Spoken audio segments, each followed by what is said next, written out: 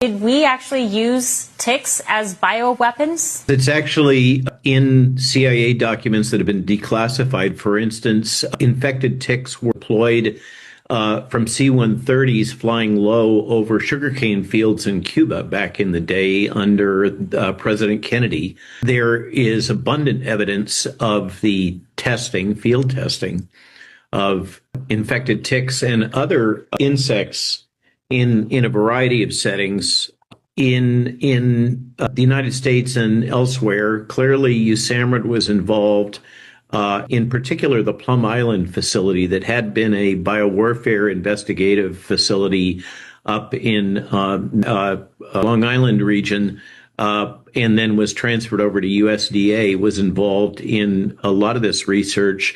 It also involved infected mosquitoes, and deployed mosquitoes and a number of other things. And the one that, AI investigation that I ran through as part of our efforts to develop new systems for verification and monitoring of the Biowarfare Convention, what this uncovered that I hadn't been aware of was the release of a large number of Lone Star ticks that have been radioactively tagged in Virginia. It appears that that was responsible for the introduction of Lone Star ticks along the eastern seaboard that have now migrated north of the Mason-Dixon line.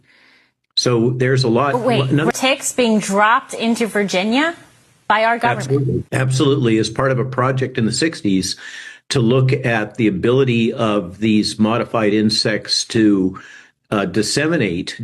And it is that's the origin of the Lone Star tick infestation that we now have along the eastern seaboard. It also appears that that Army research involved development of ticks that had multiple pathogens, and the appearance that those modified found their ways into the eastern seaboard, potentially through animals crossing over to Plum Island and then back